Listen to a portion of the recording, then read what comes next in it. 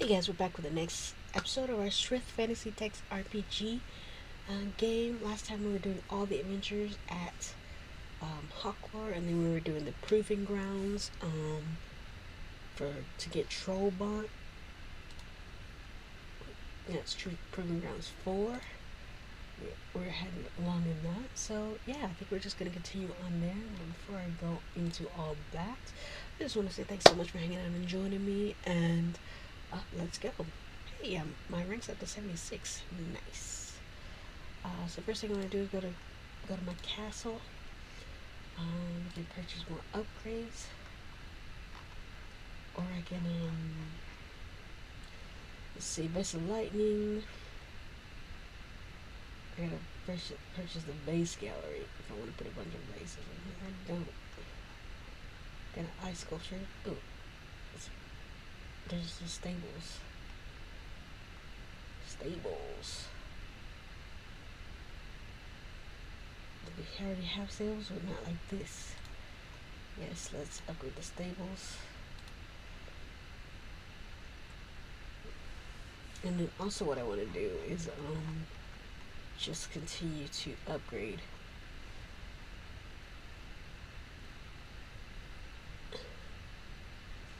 Candles is sitting nearby watching me. Isn't that nice? That's my kitty that I got from Pirapor.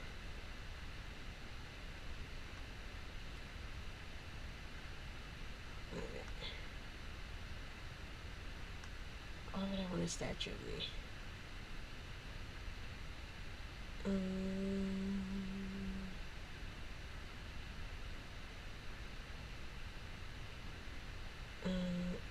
This would never get the symbols of. Yeah, I don't want to put a Neville's Gate in my joint, you know what I mean? We can do living statues. I mean, we need food store. Let's do servants. Because why wouldn't we want servants? You know what I mean.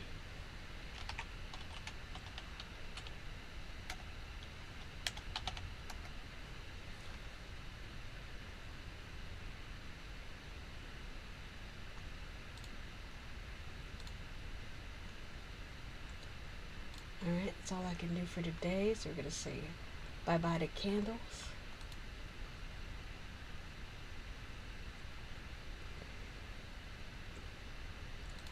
And we're going to head back to Hawklore. So there's that. Let's see about if we have anything we need to identify. No. Right, let's go back to the blue door and get my daily experience. Guess I'll take it. It's a bit old now, but it's still good to me.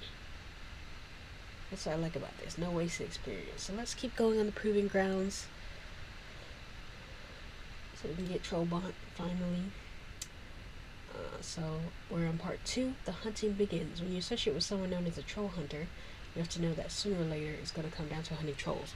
Yeah, that's what happened. Last time we had 3 companions with us. They're supposed to be adventurers or whatever, but they all got killed.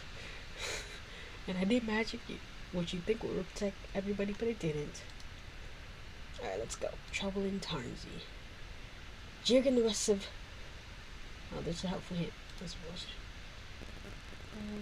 The 2 paths success which you are about to depart. One path is more direct and shorter, and the other is longer and more perilous. However, the extra danger comes with extra rewards. Alright. Jirig and the rest of his men, now 16 strong, are greatly sad when you return to Camp Barriers. The deaths of Timstock, Jod, I had 4, Pirwin, and Darg. They were good men. I don't know what else to say, he says, clearly disturbed by the sudden loss of 4 of his crew. You're right to fetch out those folks from the lair, but foolish to do so alone. Still a marvel of a feat at that. What is your heroic single-handed victory in the Goblin Lair quickly spreads throughout the camp and serves to lighten what has become a grim mood. Jirid orders a handful of men to retrieve the bodies of the fallen so that they may receive a proper burial. Now, Allison, he says, slapping on the shoulder, let's hear all about these goblins. When you finish relating to Jirid the entirety of your experience on the Goblin Lair, he laughs loud and shakes your head. You're for sure brazen lass, he smirks. I don't know anyone willing to stick their neck into a place like that without someone to watch their back, or their flanks for that matter. Repetition is well earned, Allison. You don't mind me saying. It just a bit too modest. Jirik is silent for a moment as he's contemplating a most serious matter. Still, it would have been nice if you'd gotten your hands on that elder goblin. The one that slipped off. The one that slips off are the ones that come back when you suspect. I always hope it isn't in my sleep. As a handful of men depart to fetch the bodies of his fallen men, Jirik pulls you aside and tells you that less than an hour ago he received word from the nearby village of Tanzi that a forest troll was spotted in the outskirts of the town early last evening. Could be a lone troll, he says, as if still mulling over the situation's mind, but more likely than not, there's a couple more lurking about. Only the big ones move about on their own, you know. Trolls have enemies too. Lucky for Tanzi, it's us. Jerry tells you that he would like to have you go to Tanzi with one of his more experienced huntsmen, the man by the name of Tanvar Elmkin. Should I take any bird people with me? Can I just go by myself? Shouldn't be too much trouble, I'd imagine, says Tanvar, shutting up with an initiating his shoulder across with you. I put down more trolls than I can remember, and it's not like you're a stranger to their like I'm honored to have such an illustrious partner. I ain't agreed to it. You catch sight of a curious weapon strapped to Tanvar's back and asks him what it is. He removes a 5-foot iron pole attached at the top, of which are 2 heavy wooden blocks. The blocks appear to slide freely along the length of the pole. A troll bont, he says, grinning bluntly. No better weapon for taking down those beasts, of course. Jirik is the man who invented it, and I dare say still the most skilled troll bonter to be found anywhere. Perhaps I think I can instruct you in its use. Perhaps sometimes I can instruct you in its use, says Jirik. It's a difficult weapon to master, but when properly maintained and wielded, it knows no equal in the task to which it is designed, which is killing trolls. Tanvar straps the troll onto his back, and the 2 of you bid Jirik a farewell as you set off on the foot of the nearby village of Tanzi. Jirik calls after you, wishing both of you good luck and a safe return.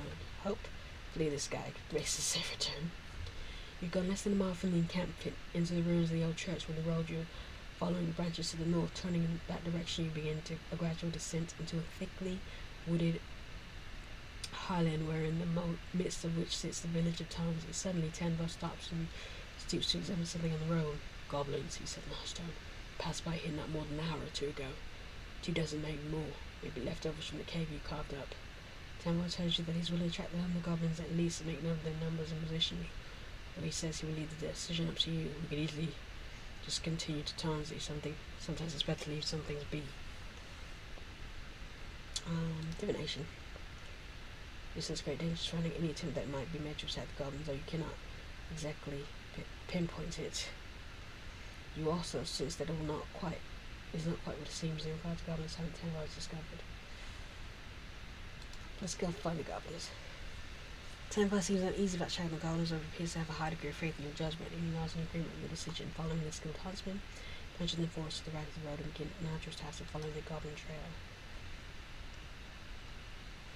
Less than 100 yards from the road, you reach the top of a steep rise, and there on the other side of the forest below your eyes fall upon the encamped goblins. You count 20 of the vicious creatures, most tending to their weapons, as several busy themselves with skinning and gutting of 2 deer carcasses. Tanvar wraps his arm and points to the eastern side of the camp, where he falls upon 4 others skulking on the edge of the dense thicket. This is suicide, he whispered, managing a white. With the whole crew, maybe, but not just 2 of us. Come on, let's get back to the road. Let's attack. A wild look suddenly passes over Tanvar's face as you attempt to guard him into Chandler. His hands slide down the shadows. Says you, officer, I can handle ogres if you figure out what to do with the rest of that punch. I should go wild in you for sure, Alison. You're now in agreement with Tanvar's plan. Without another word, the 2 of you keep back the hill and steal down the outskirts of the encampment. At the base of the hill, Tanvar nods at you, moves off in the direction the ogres obviously up in the thicket next to you. You sound be enough to conceal his approach. What are we going to do with Wilderness? Let's see that. Crouching in a thick tangle of undergrowth, you bring your hand to your mouth and turn your sky as you expertly mimic the loud bellow of a male horntail. You repeat the sound several times, making it seem as though there are several of the fearsome creatures moving in the direction of the camp. The effect is almost immediate. The goblins release their feet, scrum together with their equipment as their leader, the elderly chieftain who fled the cave, lair on you, orders an immediate retreat. Heeding your words, Mr. Goblins flees the forest in a manner of only a few minutes. The entire goblin camp is empty. But take care of that. You turn to find Tanvar striding up to you. Quickly initiate a shoulder cross with the huntsman. He shakes his head in disbelief as he admires your handiwork. and all I had to do was lay down 4 ogres. Come to that, a couple of them got 1 or 2 in. And me, I might be losing my ass. Maybe I'll leave any rough playing in Tansy. Up to you, Allison.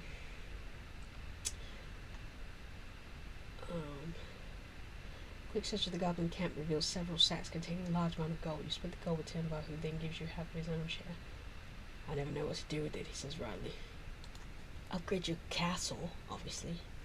At least the 2 of you make your way out the remains of the goblin camp and head back toward the road.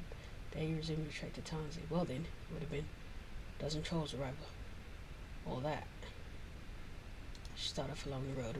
A relatively short trek through the thickly forested highland leads you straight to the village of Tansy. Your arrival is greeted with suspicion from several of the villagers, but the head of the village councilwoman by the name of Lernoa apologizes for them and then receives you warmly in the meeting hall. Those trolls have us all on edge a bit, I'm afraid, she says as you sip on the steaming mug of pale ale she's handed you. Aware of this Jirig's reputation and have no doubt you two are well up to the task. Tenvar bluntly asks her how many creatures she's referring to, making note of the use of plural trolls. Lenoa says the 2 trolls have been spotted and they seem to be camped on the northern edge of the village in a thick piece of wood known as Oak Alley. Tenvar nods and assures her that their problem is all but taken care of. Now where the odds? Half the game, smokes Tenvar. If they're where you say, they are.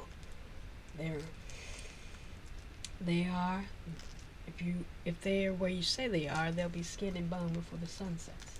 Less than half an hour later, you stand in this northern outskirt of the village, at the edge of the dense section of the forest known as Oak Alley. Tenvar carefully studies the ground on both directions along the edge of the woods, but finds no identifiable patrol marks. You suggest the 2 of you split up, allowing you to cover more ground, and Tenvar readily agrees. Never split up. Luck to you, Allison. And don't be in these woods after dark, though I hardly think that will be the case. Fare thee well. Tenvar departs, entering Oak Alley a couple hundred yards to the south. You enter the similar distance to the north. Were it not for the nature of the task in hand and the knowledge that the pair of bloodthirsty savage forest trolls are likely lurking in these very woods, Oak Alley would prove to be a cheerful spot for a stroll. We do caution you wander into the maze of towering hardwoods and tangled undergrowth, searching for any sign of the fearsome prey. It doesn't take long for you to come upon a pair of forest trolls. The towering brutes would crouch by the bank of a trickling stream, catching and devouring a small black frogs they pull from the edge of the bubbling water. Luck would have it, you have not been spotted. Standing behind a pair of ancient oaks, you contemplate how best to deal with the trolls crouching at the edge of the stream. Always archery, my guy. Without a sound, you draw your bow and notch an arrow. Take aim at the troll on his right, hoping to hit him squarely between his massive shoulder blades. Speeding shot strikes the troll directly between its massive shoulder blades, burying itself into the feathers in its thick torso. A torrent of black blood spills out the vicious wound, and the dying troll pitches forward, landing face first in the bubbling stream. The troll thrusts about in agony for several seconds and then goes still. The remaining troll turns and stretches its powerful jaws to sound an enraged bellow and is quickly upon you, striking out with its deadly claw. Dead. You spend several minutes resting and cleaning up your equipment following your victory over the 2 trolls. A small while later, Tenvar arrives, smiling broadly, when his eyes fall upon the bloody corpse of 2 trolls. All the trolls for you, then. I was looking forward to a good bond. He gestures, he slaps you on the shoulder. He stoops and examines the carcasses and then pulls out a long, sharp knife. Tenvar says about skinning and boning the trolls, exactly as he told Lenora he would. He tells you that Jirig is keen on removing the skins and major bones from slain trolls, which he sells from time to time to a weapon and armors craftsman. Nothing quite as thick and light as troll hide, says Tenvar, as he proceeds with the rather gruesome task, and nothing quite as strong and hard as troll bone. Not to mention, Jirig believes that the trolls ought to be put to some use after they're dead. In a matter of a few minutes, Tenvar is finished. He straps the skins and bones to his back, and the 2 of you make your way to the out of Oak Valley. The bugs will take care of those 2 now. Not much else will touch Troll Flash. Hungry Wolf would sooner starve, I'd wager. Ill. That's what I'm thinking too. Gross. Continue. After a quick stop in Tansy, when Tenvar accepts a small payment in gold from Lenora, the 2 of you set out for Windlawn, hoping to reach the ruins of the old church before dusk. While making your way to the highland, forest. A flock of crows swoop out of the trees and flies across the road in front of you, screeching loudly. They disappear to the east, their hoarse cries fading with them into the distance. Bad sign, smirks Tanva. An ill omen, if you will. Storms rolling this way, you know, that sort of thing. You believe in things like that, I mean. Can't say that I do. Why'd you say it then if you don't believe in it? It's nearing dusk. We return to the camp. Victory! Okay, we're on to part 3. The hunt continues. The troll hunter is surprisingly a busy fellow. Had you known the wiles of Sryth were crawling with such wicked creatures, you might have chosen the path of an adventure. Might not have chosen the path of an adventure. Then again, of course I would have chose to be an adventurer. Dragon would I. Dragon I would. Yeah, that sounds more right. Jirik is impressed by Tanva's account of your mission, and he tells you that he would be honored to have you join his company of huntsmen for the next small while, as there seem to be no end of work in these parts. It'll be worth your while, believe me, Allison, he says. You'll be well paid for your sweat, and even a monster slayer like you might learn a few things along the way. Can I say you're aboard then? Jirik is delighted when you agree to be in his service for the time being, and she introduces you to a long-haired, middle-aged huntsman in his company by the name of Riel. Riel knows more about the wild lands than almost any man I know, says Jirik. He can show you a few of his tricks and maybe learn a couple of yours. Have at it, lads. I'm a lady, alright? So in the better part of the next few days, trips in about the nearby forest with Riel, tracking and hunting all manner of game, which you then bring back to the camp, which probably becomes food for an ever-hungry company of battle-hardened men. Riel is extremely impressed with your proficiency in operating in the wild, and despite your high level of mastery, after 2 days you find that you've indeed learned a few new tricks from the skilled woodsman. Nice. For a couple of days following your excursions with Riel, the company remains idle in the ruins of the old church. You spend your time getting to know many of the huntsmen in Jirik's employ and wandering in and out of Windlawn, where you enjoy drinking your fill of the famous Red Fox ale that originally led you to this corner of the kingdom. That morning, early one afternoon, you return to the encampment with Riel and Tanva to find that preparations are being made to move out. Close to overstaying our welcome here, says Jirik as he packs his meager collection of personal items into the back of his horse. We're heading up country through a spot of forest known as Dragon Eye Wood. The place is always crawling with trolls. We'll hunt the wood for trolls and bring our take to Southdown Keep.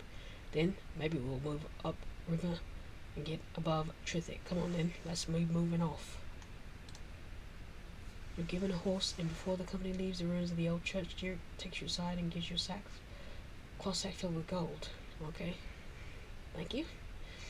I was able to negotiate a slightly better term than what I had thought, he says, and hands you a sack. I don't really remember what we agreed to, but I'm sure there's more in that sack than we did.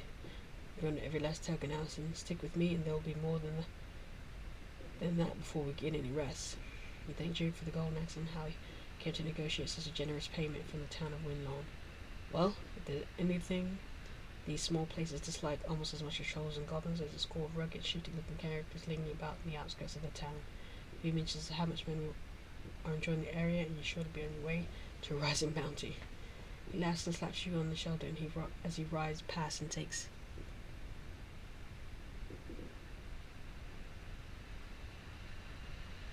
some kind of fireworks going on outside. Takes a position at the head of the horse company. Lawler, symbol and ready, Jirik gives the signal, and the troll hunter and his band of huntsmen move out on the Rosy Old Church, heading north for prospects unknown. After 2 days of steady travel, the company passes through a particularly tangled and swamp-ridden scratch of forest that Jirik informs you is Dragon Eye Wood. He says that he's not certain how the wood came to be named, but that it's usually the stomping grounds of several species of trolls. Forest troll and swamp troll mostly, he says, as the company moves at a guarded pace along the narrow, twisting roads that cuts through the forest. Neither are of any good use to anyone.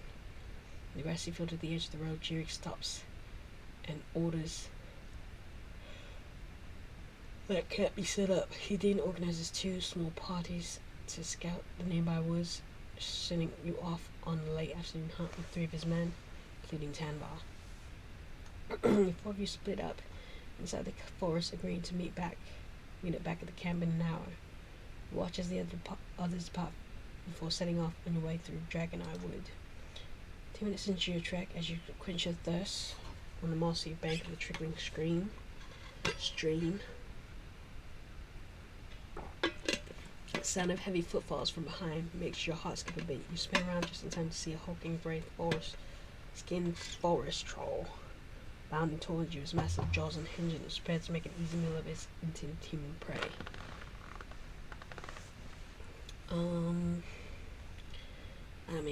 Let's try some unarmed combat. The last possible second, you drop to the ground and using your entire body, sweep out at the troll's legs. The surprise move works better than you could have hoped, sweeping the creature's legs out from under it, sending the savage beast sprawling to the ground. The bigger they are, the harder they fall. You leap up and rush forward to attack the dazed troll as it struggles to regain its feet. Nice. Dead. 2 forest trolls emerge from the thick growth on the other side of the stream, snarling vicious as they quickly bound towards you. You step back from the corpse of the troll as you've just slain and assume a defensive stance, and the savage pair bears down on you. Dead. Suddenly a pair of leathery, clawed grey skinned hands snap around your neck from behind. Panic set in as you desperately struggle to free yourself from the deadly grip of the unseen troll assailant. Unarmed combat sounds good. Quick twist and a well-placed elbow to the troll's midsection is just enough to cause the beast to loosen its grip on your throat and allow you to slip free of its deadly grasp. You turn and throw yourself at the towering forest troll that came within seconds of crushing your throat, and the fearsome beast bellows with rage as it counters your attack. Or he's dead. You stagger backwards, barely avoiding the toppling carcass of the slain forest troll as it crashes to the ground. There's no time to celebrate your victory, however. There's a pair of... Where is all the people I'm supposed to be with? Snarling forest trolls leap out of the brush on your right, and miraculously you twist to the side and avoid your initial lunge. The fearsome creatures unleash terrifying bellows as they rush forward, swiping at you with deadly claws. Or they're dead. You look up from the bloody corpses of the 2 trolls and your heart sinks, stalking out the surrounding trees. Several yards from where you stand is a truly massive troll specimen. Towering grey-skinned brute unhinges its mighty jaws and roars with rage upon catching sight of you and the carnage strewn about at your feet. The fearsome creature lops towards you, and in desperation you plant your feet and assume a defensive stand. Taken aback when the hooded figure gripping a long iron staff suddenly leaps out of the undergrowth and lands between you and the advancing troll. The troll rears up to its full height and is prepared to attack when the hooded figure expertly executes a devastating stroke with the weapon you've just come to realize is a troll bolt. The heavy wooden block spins in the iron rod, smashing into 3 of the troll's most vulnerable vital areas as its wielder follows through on a powerful downstroke. The troll immediately collapses at its assailant's feet, and the hooded figure turns to face you, grinning broadly. You walk forward with your arm extended to meet Tanval and a shoulder cross. "What's up, guy? Couldn't let you have all the trolls to yourself," said Tanval, who quickly set about addressing the slain trolls, though I'd have to say you did quite a job of it. You return to the camp with Tanval and the others bearing the skins and bones of the trolls you fell in the Dragon-Eye Wood. Jig is impressed by Tanval's account of your tally, and he commends you on the success of your hunt. "Sometimes you go looking for trolls, and the other times they come looking for you," he laughs. "Either way, they can have you all that word, Ellison, a fine showing." As you tends to the grim trophies that Tanval has brought back, you take your seat by the crackling fire and accept a steaming mug of pale from Rial, who's eager to hear about your hunt. The shadows of late afternoon slowly lengthen into the enveloping arms of dusk, and soon thereafter the black cloak of night. Whew, jeez. I'm still in the top 10 of weaponry.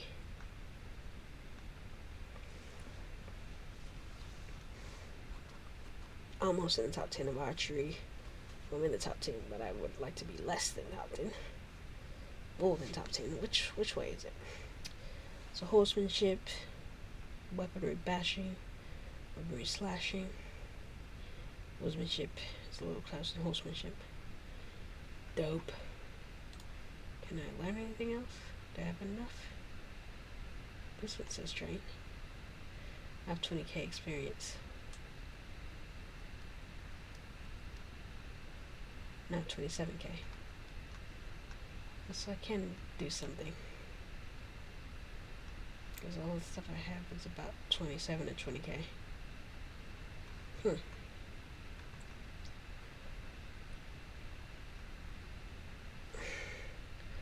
Getting late in this episode, so I think I want to end it before we move on to minstrels, because that might be a longer one since it's the last one of this part. So, thanks so much for hanging out and joining me. I'm going to stop this one here. You know what I'm going to say. Peace.